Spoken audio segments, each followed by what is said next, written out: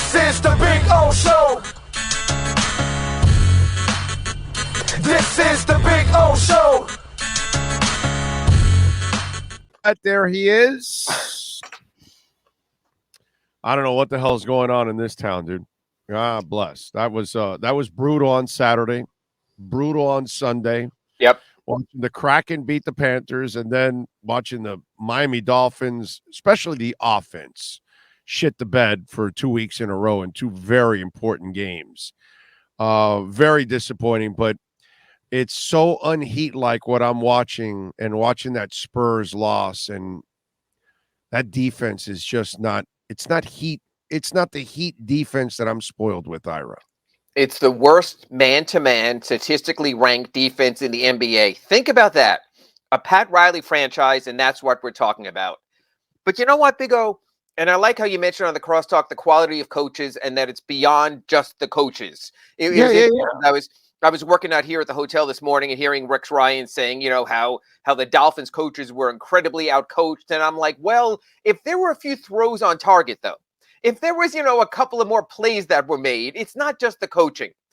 If you are going to play non-defenders like Tyler Hero as a featured player, you're going to get Tyler Hero defense. If you're going to play a largely immobile Dwayne Dedmon off the bench, you're going to get largely immobile second-string defense.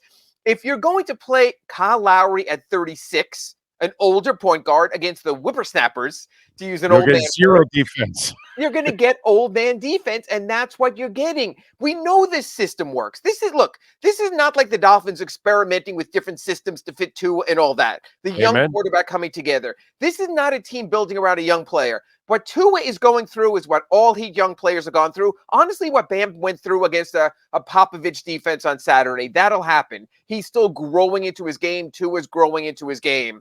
But when you have an older roster and you're struggling like this now, that's where the real questions come in. The Heat are built to win now. The Panthers are built to win now. So if not now, then whenever. So yeah, it's a point of concern. But you know what? The one thing I'm learning is this Heat team, and Spo hates when I mention this, I think there's an institutional arrogance. We'll turn it on when we need to. Both during the season and in games. That's you're seeing this, Big O. You're seeing it against against the Clippers, which they managed to pull it out, against the Pistons, against the Spurs. It's almost like they're going through the game and going, this team stinks. We'll get them in the second quarter. We'll get them in the third quarter. We'll get them in the fourth. We'll get them in the last 6 minutes. We'll get them in the last 2 minutes. The game's over and you lost. And the same thing on the season. We're just 3 games under 500. We're only 4 games out of 4th place. We'll catch up to it. We'll get it going. The Celtics did it last year. You know what? The Heat have so much working against them. Luxury tax, only 14 players, carrying Udonis Haslem, injured players having to shift their two-way players. There's a hell of a lot in play here. And my question is this, to Heat management, to the Arisons, and to everyone. Do you consider yourself a championship contender or a contender? Because if you do, you spend into the tax, you don't cut Drew Smith just to bring Orlando Robinson, you keep both. You bring in a player if it puts you over the tax because you want to win now, or Big O privately, which they will never tell us and never tell you on the Big O show. Are they saying to themselves, yeah, this isn't our year? And if they are saying that privately, you'd almost wish to know it publicly, or else you really sort of question the direction they're at right now. Yeah, no, you're right. Or the commitment, because that's kind of been my issue with the whole tax stuff. You know what I'm saying? And you're spot on. And look, I agree. I'm not going to spend into the tax if I'm not going anywhere anyway. Not only is it the money, it's a $10 million payment. I don't care about that. That's Nick Arison. That's balancing the books organizationally. There is the repeater tax. So if you're saying, look, Tyler Hero's extension's kicking in, we're going to go out and get a big fish. We always talk about the big fish. Bam's extension kicks in. We're going to be a tax team. Let's not be a repeater tax team. Then it hurts your product also because you can't sign certain players, use certain mechanism. That part I get. But if you're saying right now that you're a contender because we're the Miami Heat and we always contend, then some of the moves you've made are baffling. Look at it this way, Big O. Gabe Vincent's not available to play for this team right now, but they still cut a point guard in Drew Smith.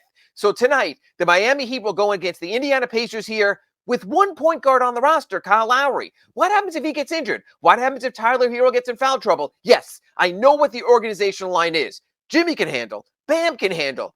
Don't they have enough on their damn plate already that you don't want to load up more. But if you're telling me, hey, Ira, we're not going into the tax for this team. Have you seen this team? You know what? I would have no argument right now. I don't mean this condescendingly, but right now, the Miami Heat, and I'll ask you this, Big O, are the Miami Heat a championship contender right now on December 12th? Hell no. Are the Miami Heat an Eastern Conference #1 seed contender right here on December 12th? Zero. And at this point last year, the Boston Celtics were also craptastic. And they said, screw it. The Dennis Schroeder thing is not working. They said, screw our lineup. We're going to move Grant Williams in there and get someone better defensively to help our team. They made major moves. So where are the Heat right now? Are they ready to make major moves? Are they ready to make their version of the Derek White trade? Think about that trade. Boston extended Josh Richardson early last year and then traded him because they said this isn't good enough. And Derek White will help us. And Derek White, we saw it in the Heat series, in the East Finals, helped the Celtics get all the way to the NBA Finals. So where's the move? What's going on here? We hear about December 15th, players become trade eligible. Okay, we're 3 days away. I'm waiting. But if inside internally they're saying, hey, we're not going to trade any future picks. We're not going to go into the tax. We know who we are. You know what, Big O? I would accept that also. Will be a playoff. Okay, but why did you make the Lowry move then? If you're making a Lowry move, it's because you thought he was good enough to make you a championship contender. So are you telling me a year later, yeah, we screwed up and we just need to get through this, and that's why we're not? But then again, when was the last time that they were a tax team? They haven't been a tax team now for years. And even when they were a tax team, they've rarely been in position to be a repeater tax team. They always get out of it. So yes, I know Kyle has 1 year left in Tyler's thing, but you know what? Andy Ellisberg can work ways out. I think you can get into the tax now and get out of the tax by February 10th, the trading deadline, because Andy's unbelievable. The refunds he gets me annually on my taxes are remarkable. So that's possible also. It's just interesting to me. This is the balls to the walls team. They're always playing for it all. They're going for it all. They're not worried about Victor Wembanyama or anything like that. Well, that's the front office. That's not the ownership. I think that can be lockstep if the ownership can make a compelling case. But if Orlando Alzugaray on December 12th at 12:30 p.m. cannot make a compelling case, I think it's hard for Pat Riley or Adam Simon or Eric Spoelstra or Andy Ellisberg to go into the ownership suite and say, you know what? If we just do this one thing, because let's talk about the one thing. The one thing in the offseason that didn't happen was PJ Tucker. They lost him. We could talk about 38 years old, 3-year contract, pay through 41. He hardly has been lighting it up. Caleb Martin's done a good deal. But you can make an argument about Jay Crowder. Let me ask you this, Orlando Alzugaray. Does Jay Crowder make the Heat a championship contender? No. Okay, so you don't look at that kind of move to go into the tax. So it's hard to go to listen, Ira, the real problem was you already effed up your championship run by adding Kyle Lowry. And that's really what ended up. Did you F it up when you were one game from last season's NBA Finals when Kyle was injured late? Because also sometimes stuff happens. That was his first soft tissue injury in years. So they were there last year. But even if you get there, it's a miracle you got there. You really weren't going to win the NBA. Okay, and that's like saying that LeBron's bad Cavs teams did that also at times, and I understand they got there. You could even make an argument for the Heat in the bubble that the Lakers were just a better team, even if Bam and Goran weren't injured. Well, that team had a different groove to it. See, sometimes I also have to give you credit when you are playing well, and there was this chemistry with that team at that moment. They had that magic in the bottle until Bam and Goran got injured. They literally could have surprised that because that Laker team was flawed, and the Heat team was deep enough, and they were young enough that they didn't know what the hell that they were doing. That they could have surprised the hell out of They fooled around and fell into a championship. Okay, and I get all that. It reminds me of the 03 Marlins. Right. The 03 Marlins that, they had a couple of veterans. The wild card Marlins. Yes, they were a wild card team. But they were a wild card team, a young team, and here's Clemens throwing at Cabrera's head, and Cabrera's like, oh, really, old man? Okay, I'm going to deposit it in right field. Shit like that you're like, young people aren't supposed to do this to seasoned veterans in baseball. That's the kind of that Miami had that little bit of magic that they could have been that team that shocked the world in that year. But unfortunately, the injuries derailed them. This team, last year's team was never in the kind of offensive groove or defensive groove that other team was, But actually. I'm going to say you're going to point to the Kyle Lowry move as the one that took this off the rails. Yeah. And I'm Yeah. trying to sell you on last year's run to the #1 seed and the East Finals, and you might disagree. What I'm going to say to you is this, Big O. There have been moves since then that I think also put it off the rails. I think Tyler Hero, you could talk about the contract or not, but Tyler Hero is a starter, completely disrupted the bench rhythm, and you had to deal with that. Number one. Number two, you had limited off-season funds, and I understand bird rights matter, but giving that $6 million-ish contract to Dwayne Dedmon, not the money best spent based on Dedmon's age and his injuries where he stands right now. Giving the money to Victor Oladipo, and what he's done and just doesn't play is 3 games into his comeback, and we're into December. Again, no payoff on that. Then there's the other thing, and I wrote about this in my Ask Ira column today. I love the Heat developmental program, but at a certain point, you have to look at it and say, okay, let's stop in the moment and assess. Duncan Robinson, they got him to be good enough to get a great contract, and then it stopped. He doesn't play. Only because Max Strus got benched the other day did Duncan even enter the game in the second half. Let's look at Max Strus. God bless him. He can do certain things well. But now when you look at his overall game and what he's doing, he sort of hit a wall of this. Consistency. Can Max Strus consistently do it? He has been so up and down all season. No. Then you look at backup point guard. Okay, we're going to go with Kyle Lowry, and our backup point guard is going to be Gabe Vincent, who I love as a person. He's as mature as anyone I've been around, but he's shooting like 20% on threes this season, and he's been hurt also. A lot of times it's the small moves, and I'll tell you why. The Miami Heat teams have always been built this way, have to be in lockstep. Some other teams with great players. We've seen this with LeBron. If you have LeBron, you have a chance. If you have Nikola Jokic, you have a chance. The ultimate top 5 players can lift their teams. Jason Tatum can do that at a time. The Heat don't have that. Jimmy Butler is a top 15 player, I would say, and we can get all our lists out. He doesn't always make all NBA.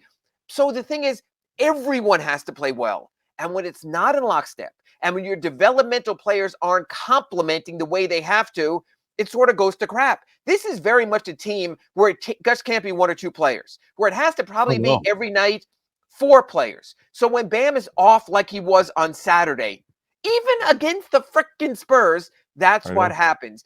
I love the system. I love the commitment. But Big O, and by the way, I've watched a lot of these Big O shows and your Dolphins pre- and post-game shows, your pre-game show. You're off every now and then also. We all are. No one goes 7 for 7 during the week. But it's almost like the Heat are counting that every single night Kyle Lowry has to be good, Tyler has to be good, Bam has to be good, Jimmy has to be good, because that's all there is. And if you have the great Giannis, if he's great, you're always going to have a chance. That's why they're a first-place team, because they have a player like that. Look at what's happening now in Houston. Joel Embiid, 50 points a night. He can single-handedly lift your team. Jimmy can't single-handedly lift you all the time. He will do it 2 playoff games a year, and it'll be fantastic. He'll do it 2 or 3 regular season games like the Boston overtime games, and it'll be sublime. But he's not in every – he just doesn't have that. He's not a dynamic scorer. That's why it's not. He's not an innate scorer, and he's not a high volume shooter, and he's 33 years old. So everything on the Heat has to be in lockstep. That's a hard way to try to have to win. So it's almost like the Dolphins. You can get the 2 with Tyreek plays, and maybe that'll spark you. But there has to be more than the home run ball. You can't be hitting 2 homers a game and striking out like Stanton the rest of the time, because eventually it comes back to bite you in the butt. Yeah, no, I'm 1,000% with you, and great points on all the little moves that also have created major problems for the Miami Heat. And just to add on top of it, which is exactly one of the factors why they're in this position. But on my Lowry thing, one of the things that I always said, once you sign Butler, you must find another superstar next to him. And that money that you're giving Lowry is superstar money.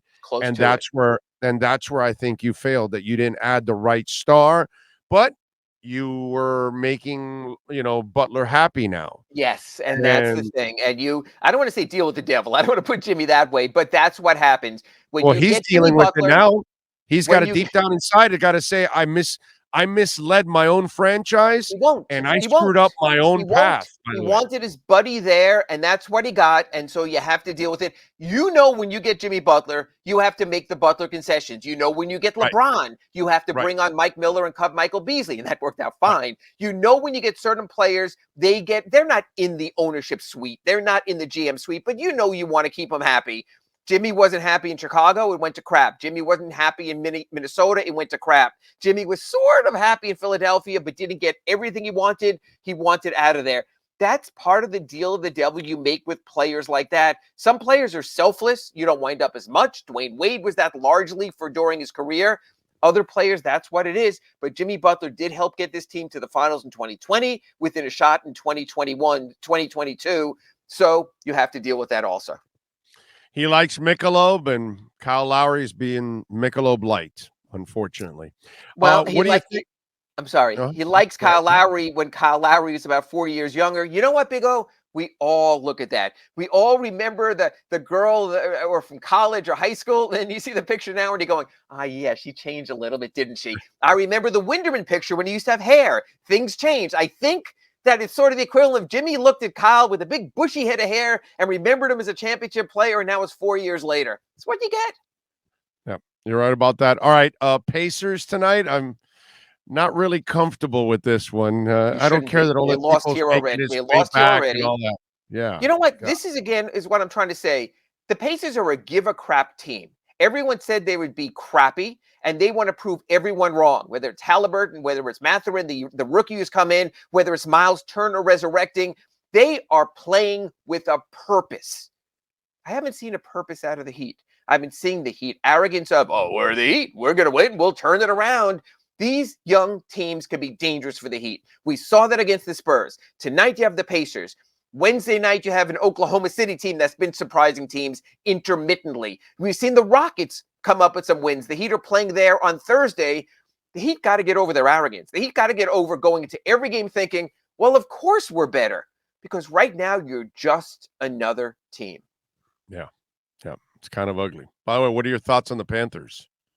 It's funny because I was traveling yesterday. I'm not going to mention the airline, wound up with a 5-hour delay. So I literally incrementally watched all these games. The Panthers are doing a very dangerous thing in sports. They try to completely change their style after a playoff loss to get ready for the playoffs. The problem about getting ready for the playoffs is you have to get into the playoffs. And that's what's happening right now. They had this wonderful, freewheeling, open offense. It was fantastic last season. But they felt after what happened to the Lightning, we have to play a different style. Well, style B requires an adjustment, requires a step back. This entire Panther season will be predicated on what they do in the playoffs, but you also have to make the playoffs first. Same thing with the Heat. It's like the Heat might wind up in the play-in, and all of a sudden, 2 losses later to the Raptors, and you're out. It's a very dangerous game trying to change who you are in the wake of success. So for the Panthers, it'll be all or nothing in April. They are 4-9 in their last 13 games. Miami and the Heat are 5-8 in their last 13 games. Wow. And the Dolphins, I think, are 0-2. And the Dolphins, I think, are 0-2 in their last 2 games. So thankfully, we have Coach L and pain everywhere, bro. Yeah. Pain Thank you, everywhere. Coach L, for keeping us afloat. If it's not for Coach L, we'd all be in trouble. Yeah, Coach L always does a hell of a job. All right, follow him on Twitter at Ira Heatbeat. More importantly, subscribe to the South Florida Sun Sentinel so you can keep up with everything with the Miami Heat and leading up to tonight's matchup against the Pacers. And obviously, he'll keep you updated throughout the game. Follow him on Twitter at Ira Heatbeat. Ira, thank you. We will catch up later on in the week. Catch you on Wednesday on our redrecover.com Inside the Paint, 9 a.m. with Kurt Heelan. Back on another Acura Pembroke Pines report on Friday from the airport in Houston. Thank you, Big O. You got it, my friend. Thank you. There he is, Ira Winderman. Whew, boy, tough. What's going on with the Miami Heat? That is your Miami Heat and NBA report.